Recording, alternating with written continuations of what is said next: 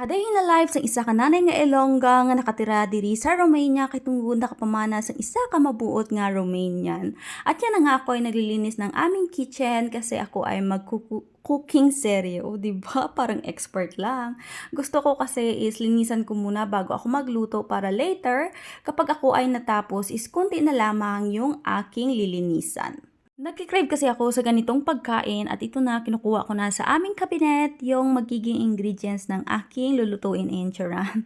Noodles siya, supposed to be dapat is pansit pero alam niyo naman na dito sa aming city is mahirap hanapin yung pansit na product. So instead of pansit, noodles na lang.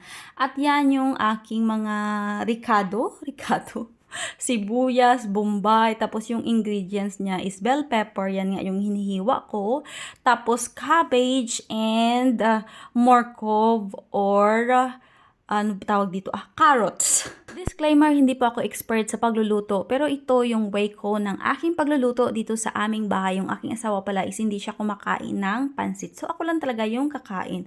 At yan na nga, nilalagay ko na pala dyan yung chicken. Bali, yung nilagay ko na chicken dyan is mga buto-buto at kita nyo naman, di ba? Ang lalaki ng hiwa kasi ako nga lang yung kakain nito. Si Inday pala is binabantayan siya ng aking asawa. Ito lang talaga yung time ko na makapagluto kapag nandito yung aking asawa. At tinakluban ko muna siya, then after mga 5 minutes is ginbuksan ko na naman yung kaldero, tapos pinabaliktad ko lang dyan yung manok. Gusto ko kasi ng medyo parang adobo style ba yung aking pansit. At yan na nga yung kanyang itsura. Ito yung gusto kong consistency ng manok. Tapos nilagay ko na lang dyan automatic yung sibuyas tsaka bombay para isahan na lang. Wala ko na ginhango ang manok. Diretso na ko na iya magluto para isahan na lang ba? Isahan yung pagkagawa. Tapos, naglagay na rin ako dyan nitong carrots, tsaka yung bell pepper. O, diba? Isahan na lang na. Tapos, i-mix mo lang.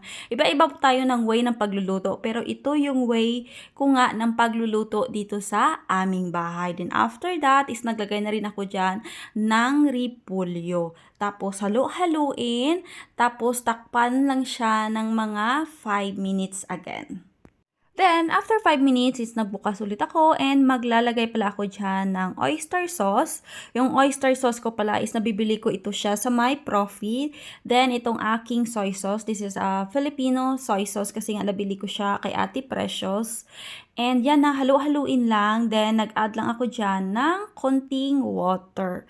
Tapos, another mix and takpan lang natin ulit. Marami palang nagtatanong at nagko-comment kung saan kami nagkakilala ng aking asawa. Kami po ay nagkakilala online nung ako ay nag-work abroad, yes. Isa din po akong dating OFW. At yan na nga, nilagay ko na pala dyan yung noodles. I-mix lang natin ulit, then after that is takpan. Maghintay lang tayo ng ilang minuto and ito na siya. Luto na yung ating noodles na pansit and it's ready to serve. Ito na siya. The moment of truth. Ito na yung magiging panyaga ko. First taste.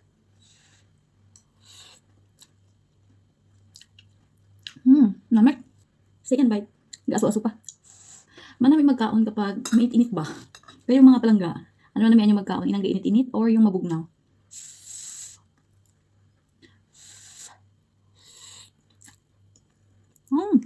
Balat ng chicken.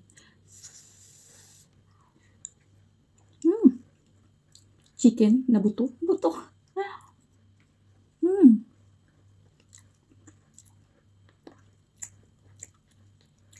Namit. Kaunta nyo.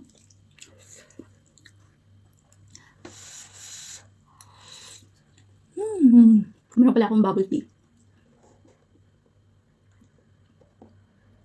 Ang sarap i-partner dito sa akin niluto.